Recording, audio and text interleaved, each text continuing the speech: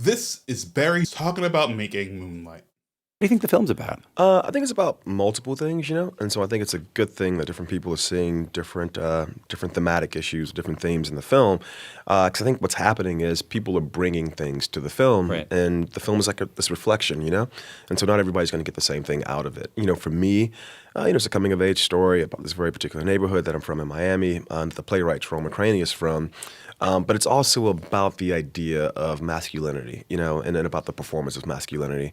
I would say it's about anything. It's about how this sort of conversation of nature versus nurture, and how people can begin to perform what they think the world is expecting of them.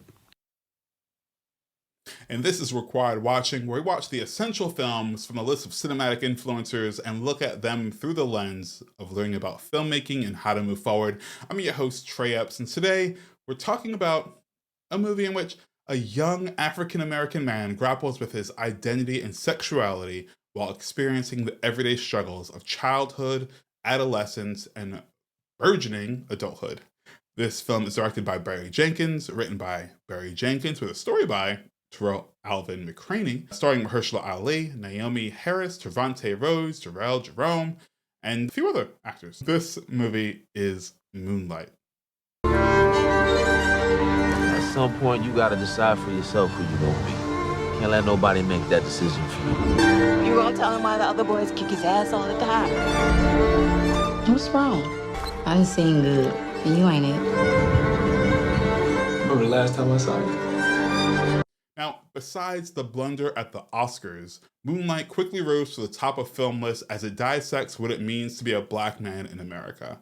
More specifically, a black man in a black community in America. As a black man myself, I know many of the struggles being faced in this film, and it's important to me in Required Watching, to show films from underrepresented communities, whether it's Black History Month in February in the UK, or October, or just any old day. That's really how we landed here. In truth, I wanted to rewatch this film because I'd watched Mike with Trevante Rhodes, and I wanted to know where the other actors of Moonlight landed, and I wasn't too disappointed. They're all working and have so much going on. Someone please make Blade happen with Mahershala Ali. I will not accept anything else at this point. In a lot of ways, this film feels like a hug in that, I feel seen. I feel like someone knows what it's like to be black in the community, and it isn't always about fitting into the white world around us as much as it's about navigating who we are when everyone tells us who you should be. My brand as a writer anyway, is coming of age and identity focus. So as each chapter passed, I saw both complete stories and the adventure of Chiron as validation for my writing and validation for my own journey. That aside, Moonlight is a romance film. I think of it as a romance film. Chiron, years-long relationship with, or situationship with Kevin, but also with himself. It's a romantic drama that probably wouldn't have sold many tickets if it was labeled that way, but I really felt it as much in the film.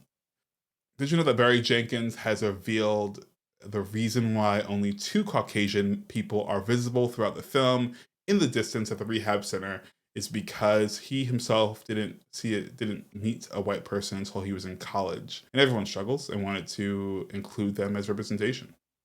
There you go. This film took 25 days to shoot, broken into 3 chronological chapters. The actors who play the lead character at different stages of life never met or watched each other's performances.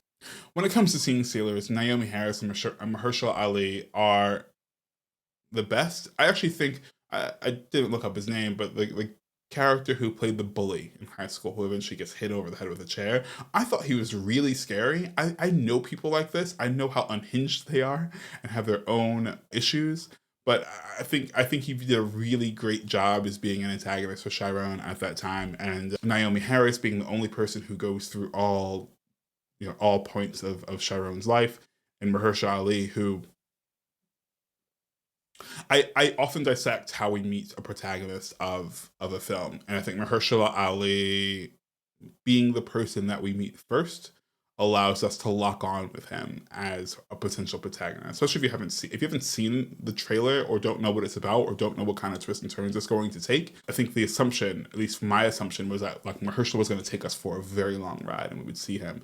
But instead, we have him taking Chiron in at a very early age with his wife, and you know we don't see him again after the first chapter, and it's I think it's when you know when a mentor could change your life and has changed your life, but isn't there to continue to guide you. That's the kind of loss that Chiron had, despite Mahershala Ali's characters, you know, trapping. I do think he was a good influence and really tried to help him. And I think saw Chiron as both a son and a version of himself. And I think that kind of relationship is not to be scoffed at. Like that, it's really complicated. It's a really complicated thing, and I think Barry Jenkins did a really great job of demonstrating those kinds of relationships, because I don't think you can choose who you have around you and who cares about you, and you know even Black's relationship or Sharon's relationship with his mother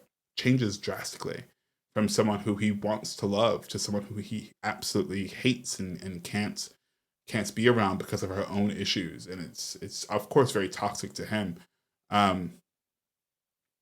But I think these two relationships are certainly things that I relate to very much. But also, and I think it's because I relate to it that I see the complexities and I see how nuanced those performances are. But also, the simple act of putting those into the film is a challenge. I would love to know what the studio, what producers, or you know what kind of notes Barry Jenkins got based on some of these things. Like what didn't people get in the film business where it's not a lot of Black people, right? Not a lot of Black execs.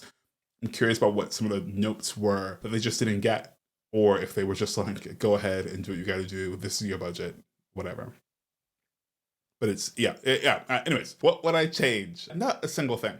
I wouldn't change a single thing about this film. I just think it does a really great job. I'm sure there's, of course, more Mahershala that I would have loved, and less Naomi Harris's drug-addled self.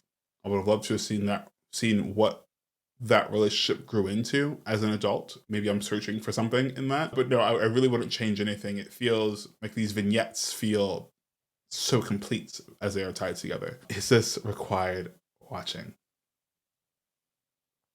I'd like to talk to any filmmaker who thinks this movie isn't vital to stepping up their game.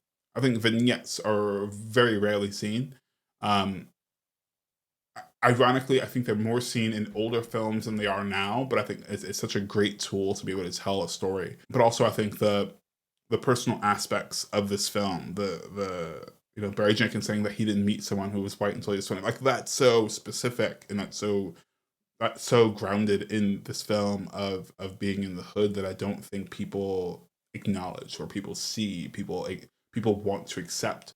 And the reason I say every filmmaker should have this is because it's a perfect example of really digging deep, especially if you're a writer, director, really digging deep. And of course, he worked with McCraney, but being able to find those things that connect with you. And I really hate saying over and over again, write what you know, because, Tolkien didn't know about elves and whatnot, but I'm sure there was a part of that he really connected to. So to that, I just mean, you feel the connection. It's so tangible to feel the connection with both Terrell and Barry Jenkins, and it shines through. Not only because I'm Black, because I really very much feel connected to, BIPOC stories. Honestly, no matter what ethnicity or whatever that story may be, I feel connected because I feel seen to it, and you can feel the authenticity. You can feel how genuine it is when it's on screen, and it, instead of it just being an effort to put BIPOC characters or BIPOC stories on the screen just because. So yes, I 100% think this is required watching. With that said, thanks so much for listening and watching. Please leave some comments and reviews. We'll be reading them on the air, and they're important feedback. And I really want to make sure that we're connecting with you folks, because required watching is a film club. So please have your say and stick around, because 2023 is going to be amazing. So until next time, peace.